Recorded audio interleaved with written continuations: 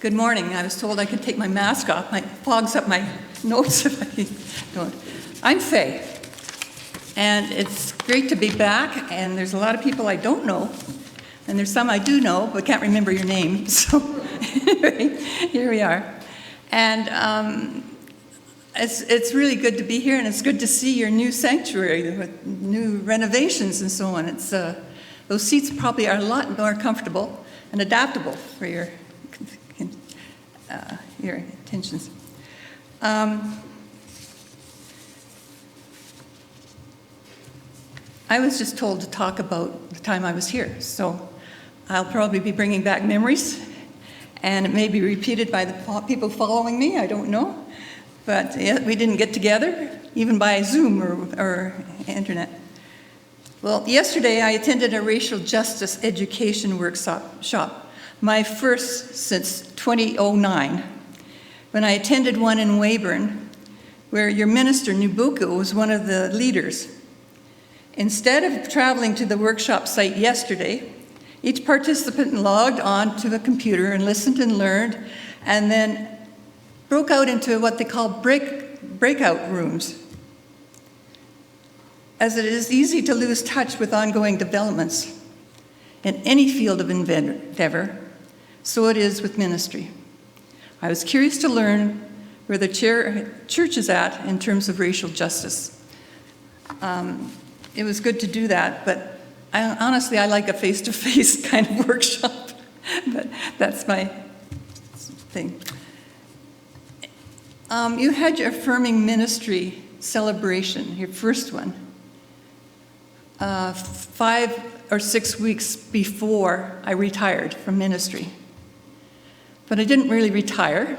I went on to be president of conference, and then past president. And then I worked at St. Andrews, volunteered at St. Andrews for 4 years.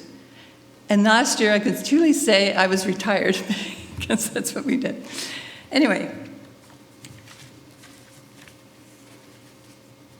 So it was several months after that Affirming Ministry initial celebration that a man came to me who had attended that celebration here at GPUC, asked me, why would the congregation do this? This man had been around long enough to know the slings and arrows that often were inflicted on LGBTQ, QIA, and allies as they tried to go about their daily living.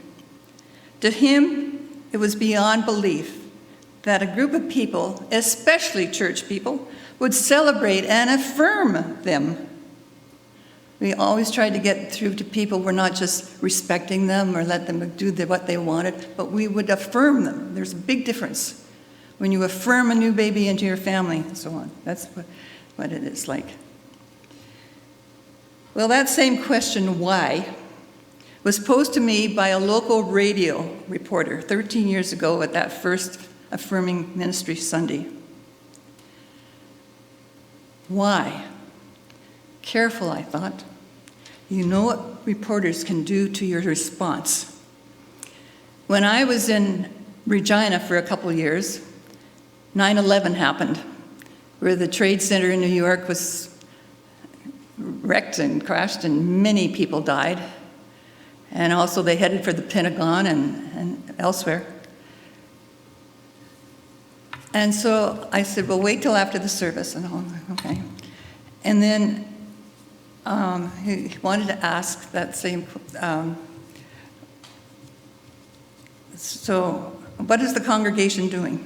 I'll back up for a minute. My mother, I had talked to her, it was Mother's Day, 13 years ago, and I'd phoned her in Ontario, and she said, all the Eastern media is saying about the church attendance is really going really high today because of 9/11, which happened previous to that on the same week.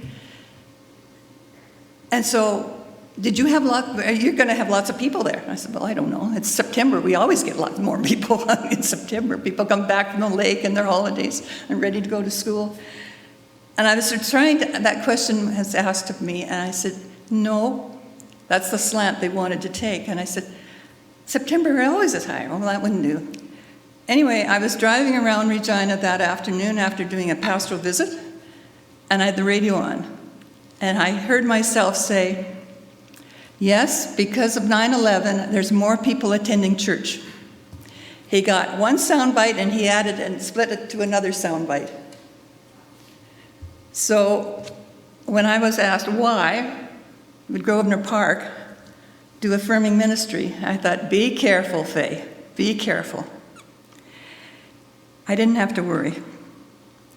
I told the reporter that was covering the event of Grosvenor Park what automatically came to my mind, and I said, God is love. And for you people, it's in the Bible. 1 John 4, verse 8. Chapter 4, verse 8. Now, there are 4 Johns in the Bible. There's the Gospel of John, there's 1 John, there's 2 John, 3 John. So you want the 1 John, okay? I could not think of a simpler, more concise theological response. There are many biblical descriptions of God. Metaphors and similes are used, like a still small voice in the midst of a fury of an earthquake and fire. That's 1 Kings. But God is love instantly came to my mind. Then I added, and we are to love our neighbor as we love ourselves. That's in the Gospels. The reporter nodded her head, smiled, and left with her sound bites. I never heard it. I didn't have those, but I had the feeling she was not going to split by and join my sound bites to make it. Prior to that May event, a teenager entered the worship service, dropped in to attend a service. Well, that summer was so hot that during the week we decided to worship downstairs where it is cooler. After the service, he took particular notice of the affirming posters that were on the walls. And he talked to various people. Ken was one, I was another. He kept coming back, and eventually he became a United Church minister. We wanted people to draw the circle wide because they started making a second row behind the first row if you were late. You don't want to make a big fuss. So we got the circle to go wide. So what an apt song for today. Much training and education was done over the 4 years I was here. I can't speak about the previous year. I'll post. Some members of the Affirming Committee met with all the committees and groups of the congregation, and that took time to schedule and agree to do it so that they could go and talk to the smaller groups about what was happening. They went to the property committee, they went to the worship committee, they went to the outreach committee, and so on. So they did all that. So that took a couple of months. We had resource people come in and talk to us and answer our questions. We partnered with folks at St. Thomas Wesley United Church, the first affirming ministry in the province, for social events and other activities. We encouraged people to join the Pride Parade one year, and then we had a banner made to carry with us for the next year's Pride. It did Grosvenor Park United Church, and some people were instrumental in that. The Affirming Ministry Committee came up with the idea that since every second Sunday someone read a mission and service message, that was to encourage people to give to Mission and Service Fund, as well as to the local congregation. And then they said, and then on alternate Sundays, when we don't have a Mission and Service minute, why don't we have an affirming minute? There was a pause, and I smiled, I knew what was coming. And someone said, and we'll have to write the affirming minute. We can't just get it out of a book or on the computer. We will have to write it from scratch. So they did. People took turns doing it. At first, the content of the affirming minute was factual in nature. Eventually, they became more personal and heartfelt. I remember one person saying that just as she brought her spouse with her to church, she wanted her lesbian friends to feel comfortable bringing their partners. Makes sense? I remember a black man telling us about a conversation he had with a white gay man. The discussion was whether it was easier to be black, where everybody knew you were black the instant they saw you, or to be gay or lesbian, and no one knows unless you tell them. Good question. Someone took up the job of studying articles about how to welcome people to church. Sounds simple enough, but you would be surprised what there is to learn about how to greet people. Just ask Anna. Is she here today? I saw Bill. No? No, anyway, he'll get back to her. Year after year, Ruth Robinson taught the special class, adults with special needs.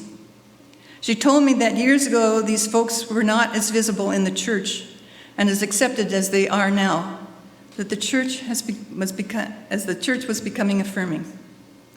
That's an interesting comment. They're more visible in the church. We put them away so we didn't have to see them, but now they're with us more. I saw this as a result of the affirming education activities that opened people's eyes. In fact, that group has been meeting for 38 years, I believe. That's a long time of commitment from people from this congregation. We on the Affirming Committee thought, that includes when we went to write out our mission statement, which I'll mention shortly, that includes everybody, special needs people and everybody. Did I ever tell you about the time I experienced an all-time high? Right here in the sanctuary. It's a minister's kind of high, I guess. I had been doing mission statements, vision statements, and values with at least 7 congregations prior to coming here. So it was part of the interim ministry task that we needed to do. But it's also helpful for people later on. If you want to know what that we worked on, it's still here. By the way, it should be revised every 10 years, I was told. It's on the first page of their thing, growing in Christian faith, promoting justice, reaching out to all. That had a few more words after it. But when we got all done, I looked at it, growing, that's Grosvenor. Promoting, that's Park, Grosvenor Park. And I could never remember what the next slide said. Mind you, I've done a lot of these, but I haven't remembered yet. The only one I've remembered the most is Grosvenor Park's. But it defines where you're going. It's what your dream is. You start with your values. What do you value? And we did this with children too. Everybody. So that was my high when it all came together and they finally voted on it. There is a multicolored candle right here. I was hoping it would be there on the communion table. It has been lit every Sunday since that day 13 years ago.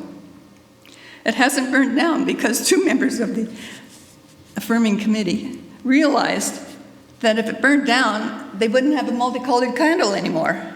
And nobody else knew how, had old crayons and knew how to melt it down and make another candle.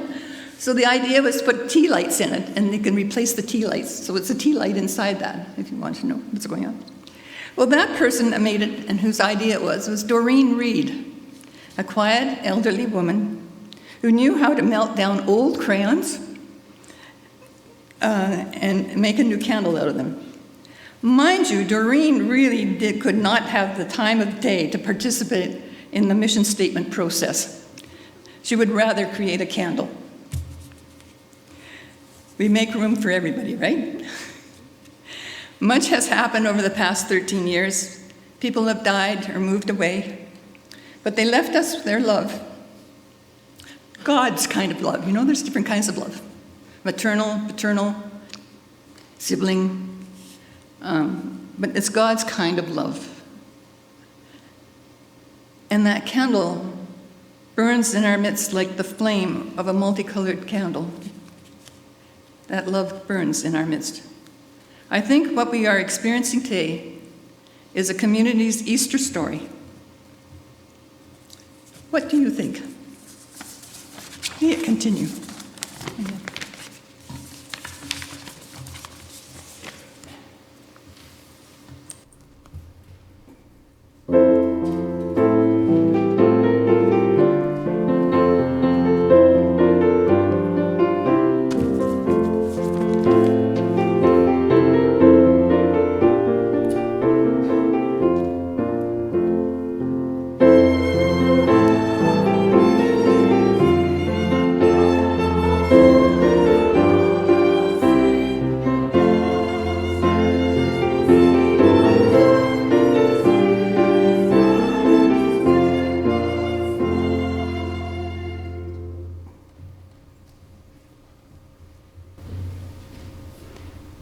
While Bruce is getting the video ready and we're all saying a little prayer that'll work, I just want to thank Reverend Faye Ford so much for those words.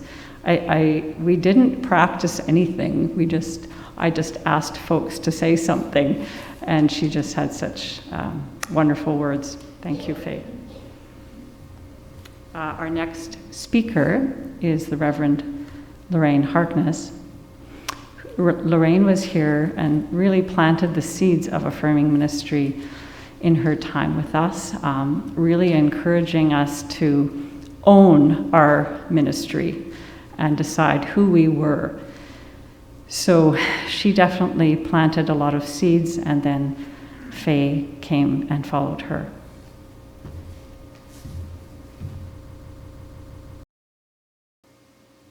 Good morning, Grosvenor Park United. First, let me extend my congratulations on your 13th anniversary of being an affirming congregation in the United Church of Canada. I also want to thank Marnie and the Affirming Ministries Committee for being in touch and asking me to reflect and speak to you on what it meant to me, how it felt to be part of the seed planting process leading you to becoming affirming. Some of you will remember that Grosvenor Park United was in a 2-year interim ministry that I facilitated along with your very capable transition team. In the interim ministry, there was no goal that named learning about affirming ministry. The goal that may have opened minds was one that provided the opportunity for folks to understand that the ministry belongs to everyone, to recognize the diversity of gifts that were present in the congregants, and to find ways to receive and utilize each individual gift offered. A while after the diversity work was completed, I had conversation with a representative of the Christian Education Committee, in which I learned that the CE Committee wanted to learn more about what it meant to be an affirming ministry and wondered if there was anything I could do to help. Sticking to the interim ministry goals, I indicated that I didn't have time to facilitate that work, but I knew several people that would be excellent at the task.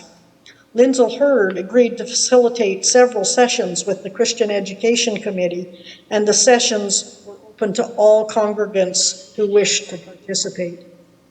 I followed those sessions closely, checking with Lindsay and trying to prepare myself for whatever might come next.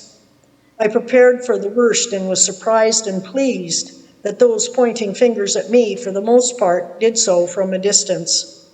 The transition team cared well for me through this time. For that, I was grateful. A third possible seed planting was a request from a congregant to hold a same-sex marriage in the lounge. I requested permission from the worship committee and received it.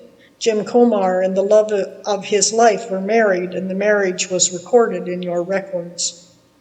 Those 3 seeds, work on diversity, affirming ministry education, and a gay marriage, fell on fertile soil, and you saw the seeds sprout and blossom and do it all over again, year after year, just like perennials. I came to Grosvenor Park to do inter-ministry work. In order for that work to be successful, I felt it was unnecessary for me to make my sexual orientation an issue for the ministry. I was and am a lesbian. With that reality, the feelings were both personal and professional, and it's very difficult to separate the feelings. Through this time, I felt excitement about the fearlessness of the CE Committee and about the possible outcomes. As the process proceeded, I was very pleased with the numbers interested in doing the learning. At the same time, I felt anxiousness, concern, and sadness for those people who I knew would resist the learning. I was also anxious that my orientation may become an issue in the ministry and compromise the good that had been done. As the learning moved along, I felt more and more joy and was encouraged by the numbers attending the learning sessions. I was very grateful for the CE Committee members who walked with wisdom and courage, grateful that Lindsay was putting his best foot forward to work with Grosvenor Park United. These small seeds that were planted were never regretted and often celebrated. especially as you became affirming 13 years ago. I want to thank you for this opportunity. Thank you for remembering me after a significant time has gone by. Congratulations on 13 years of affirming ministry, and may there be many more. Bye for today.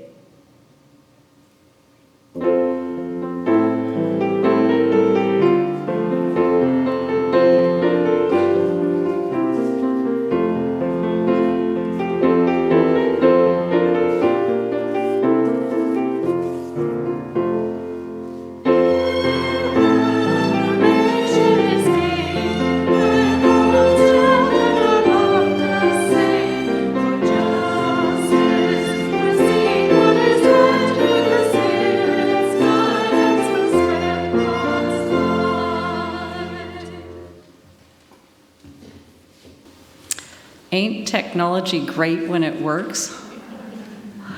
We've learned a lot from the last 2 years, and particular thanks to Bruce. As some of you know, sending a video is not always easy, and Bruce gave a lot of help and guidance to Lorraine to make it happen. And I get to speak now because I planned this part of the service. What I've wanted to do is give other people's voice, because you hear mine way too much and I could go on and on. But I wanted to hear other folks' stories. Stories are something that bind us together. Along with the stories provided by our ministers, I asked a few members. Longtime members, Phyllis Snodgrass, Sam Robinson, who are both here today, and how they engaged in their affirming journey. Troy Schmel, who unfortunately is not well today, came a few years into Grosvenor's journey, and Vernon Lee, who is also here today, very new, joining us during the COVID shutdown on our online services. So many thanks to those folks. I had rich conversations. I'll start with Vernon. Vernon Lee, though limited in experience with Grosvenor Park United Church, was happy to share his story of arrival here. We're glad that he landed at St. Andrew's College and that his colleagues recommended this church. As someone currently without a vehicle, having Grosvenor Park United Church within walking distance met those needs of his. He is a walker, and he very courageously and faithfully walked away from an evangelical tradition in the U.S. He found himself increasingly more and more at odds with the conservative doctrine and politics in which he found himself at different teaching institutions. Born in Singapore, living much of his life in the U.S., with an unknowable accent and ethnic appearance, he has had the unpleasant experience of being an outsider. Like all of us, he has a desire to belong, to be on the inside, to share history. This has made him adaptable as well as compassionate to the needs of all outsiders. Vernon, we look forward to sharing this ministry with you, and thank you for courageously sharing some of your story. Troy Schmel first experienced Grosvenor Park United Church when he was brought here by a friend about 9 years ago, and he was convinced to stay when he saw the visual symbols signaling this was a safe space, when he heard affirming messages, and he felt accepted as a gay man by this community. Troy's previous church experience left him quite disillusioned. He feels the affirming ministry here has helped him to grow and learn more about many social justice issues. He credits learning tools like the genderbread person. I think I've got, yeah, there. Some of you might be familiar with that. And also affirming minutes explaining privilege as being very effective. Using video game and Star Wars analogies really capture his attention. He really appreciates the committee's work and Nabucco's leadership as she leads us in various directions to care for each other, and those outside our doors. He acknowledges there is much more to learn about the trans, Indigenous, and disability communities. Phyllis Snodgrass, she is a longtime member, has a very compassionate nature and believes strongly that we are all God's children. She has had personal experience with family members who are gay, who experienced isolation and exclusion from the church, as well as some experiencing homophobic violence. With this has brought great empathy, and the affirming process has helped Phyllis articulate her stance and her support. Some of you might remember her affirming minute some time ago, recounting her experience at the Toronto Pride Parade. That image is actually the Saskatoon Pride Parade, but there you go. That's our float one year. In Toronto, when parade goers saw her in Affirm United Grosvenor t-shirt, some of you are wearing them this morning, the black ones with Grosvenor on them. It was a recognizable visual symbol which rewarded her with hugs and handshakes of gratitude. She appreciates and knows that our learning must also include racism and intercultural topics, and celebrates the changes made in the wider church and society so far. Lastly, Sam Robinson, also here today, longtime member, solid and honest as you get. Always a few steps ahead. Sam remembers thinking, it's about time, when we started our affirming journey in 2005 and saw Grosvenor as a leader. As a longtime educator and steady partner of his wife, Ruth, he knew the benefit and power of embracing diversity. The group we still call the Special Class, led by Ruth for years, has been a tremendous example and cornerstone for this learning about Christ's radical love. In these COVID times, we are missing them, and of course, Ruth.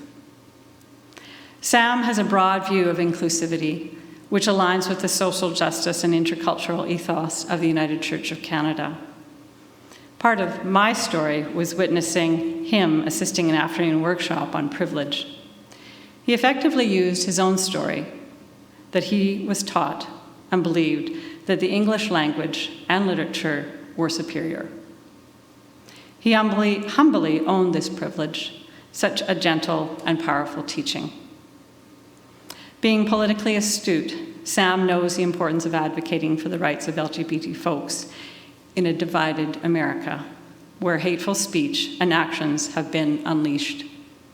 This political backlash, with moves like the recently proposed Don't Say Gay bill, has propelled Sam to encourage us to continue and increase our advocacy for those who identify as outside the heterosexual or cisgender norms, to counter this exclusionary ideology. Sam celebrates a lot of positive change in the church and in education during his career and his church life here. The best parts of that is that the benefits are mutual. We have all gained. Thanks be to God.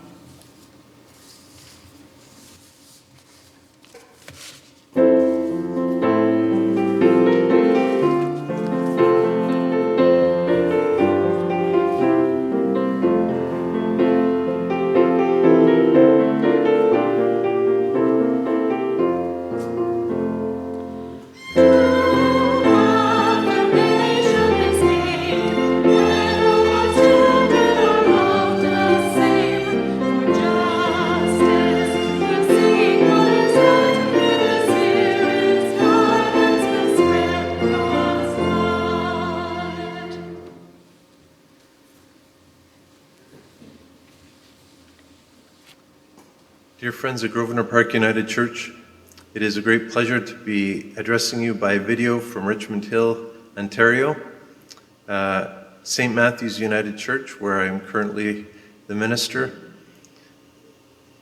I have great feelings of affection, much more than affection, gratitude an abiding feeling of support and encouragement that comes from Grosvenor Park United Church.